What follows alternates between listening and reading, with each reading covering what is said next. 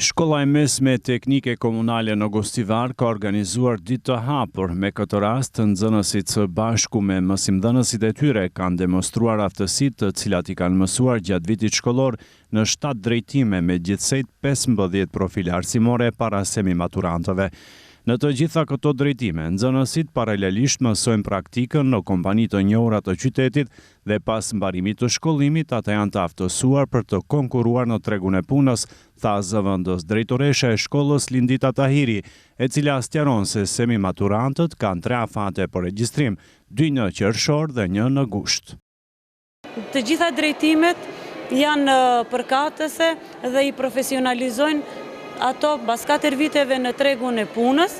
duke filluar prej drejtimit të maqinerisë, elektroteknikës, energjetikës, EVN, arkitektur,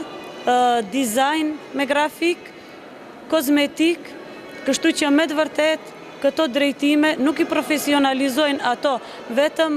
në anën e tyre profesionale, por i përgatisin që ato nesër të jenë të gatshëm të regjistrohen në të gjitha fakultetet ku ato dëshirojnë. Vitet e fundit, shkolla jonë vazhdimisht ka fluks të madh të regjistrimit të semi-maturantëve në vitin e parë, edhe atë çdo herë kemi pasur mbi 350 nxënës, andaj edhe këtë vit shkollor mirëpresim që të kemi numër të regjistrimit të madh të nxënësve në të 2 afatet që i kemi në qershor, pastaj edhe në afatin që i kemi në gusht. Shkolla e mesme teknike komunale në Gostivar mundëson mësim praktik për të gjithë nxënësit e saj. Për këtë ka memorandum bashkëpunimi me shumë kompani vendore. Dëshmojnë kështu mësimdhënësit pranë kësaj shkolle: Qamil Dema, Sead Dervishi, Mevlana Adili, Sabit Aliu, Albana Saliu dhe Valbona Dauti, të cilët ligjerojnë në profile të ndryshme arsimore. Ata thonë se pasi mësimi është dual, pra zhvillohet edhe pjesë e praktikës, për çdo nxënës ka dhe bursë mujore. Unë jam profesor Qamil Dema, profesor i cili kryesisht ligjeroj lëndë të elektronikës dhe telekomunikimit në drejtimin ose profilin arsimor, thamë më precisht elektronik dhe telekomunikacion. Si që dim, ne jemi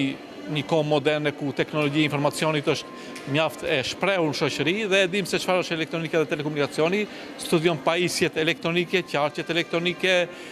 si në aspekt të hardware-it, software-it, domethënë programimit të tyre, dhe është një drejtim që mund të themi ka perspektivë në të ardhmen, është drejtim bashkor dhe avantgard, ku nxënësit mund të pajisen me njohuri si nga aspekti teorik ashtu edhe nga aspekti praktik, edhe me shkollim 4 vjeçar mund të përgatiten që nesër t'jenë të aftë të riparojnë dhe të instalojnë programet, riparojnë televizione, kompjutera, alarme, dhe të instalojnë ato, gjithashtu edhe të instalojnë programet ndryshme, se edhim se sot është koha e elektronikës digjitale dhe çdo gjë është hardware dhe software. Dizajni grafik konsiderohet si profesioni i së ardhmes, ndaj edhe si drejtim, vazhdimisht interesimi është në rritje, domethënë për këtë drejtim. Ne i ftojmë nxënësit semi-maturantët që me 14 qershor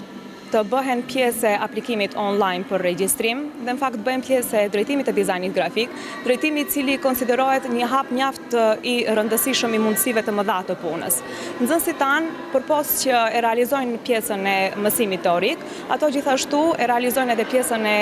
praktikës, që me mbarimin e vitit të parë shkollor, ato bëhen pjesë e kompanive të ndryshme të dizajnit grafik të qytetit dhe më gjerë, dhe nga ku nëse ato arrin që të tregojnë sukseset mëdha në atë drejtim, kompanit zgjedhin që t'ju ofrojnë mundësi të mira të punës në ato kompani.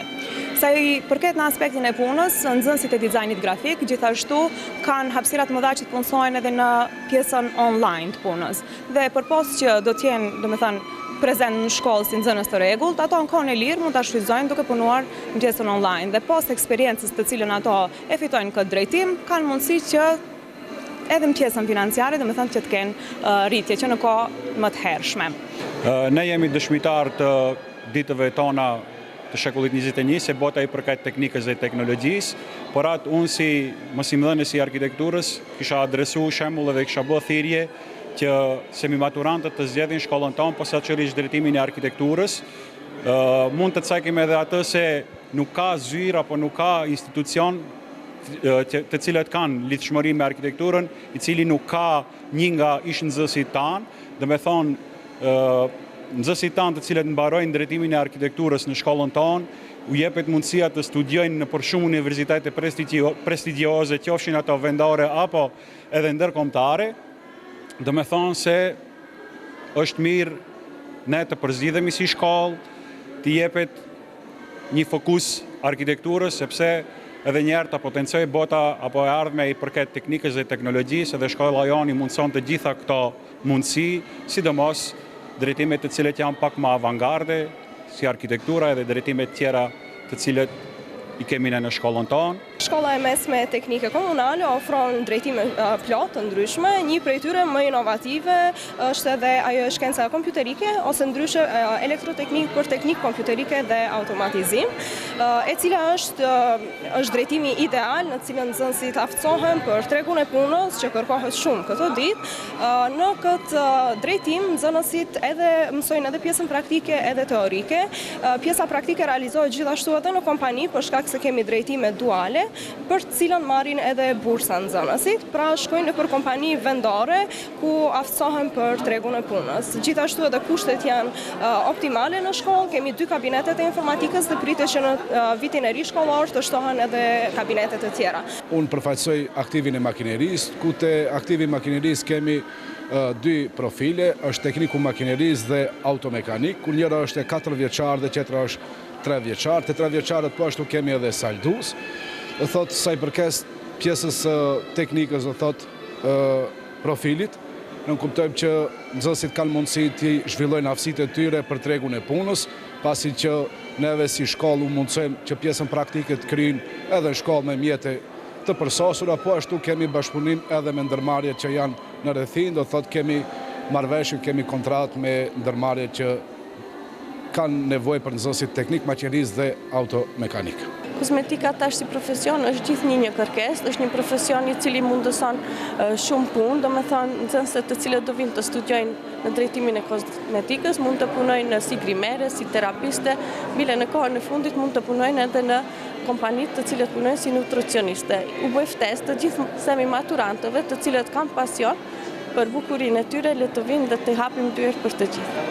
Brenda 5 viteve të fundit, në këtë shkollë janë investuar 2.5 milion euro, me çka numri i nxënësve është shumë fishuar dhe janë pranuar 50 profesorë të rinj në punë. Aktualisht aty mësimin e ndjekin rreth 1060 nxënës, ndërsa për ata kujdesen mbi 160 mësimdhënës. Ndryshe, shkolla e mesme teknike në Gostivar është themeluar që nga viti 1960.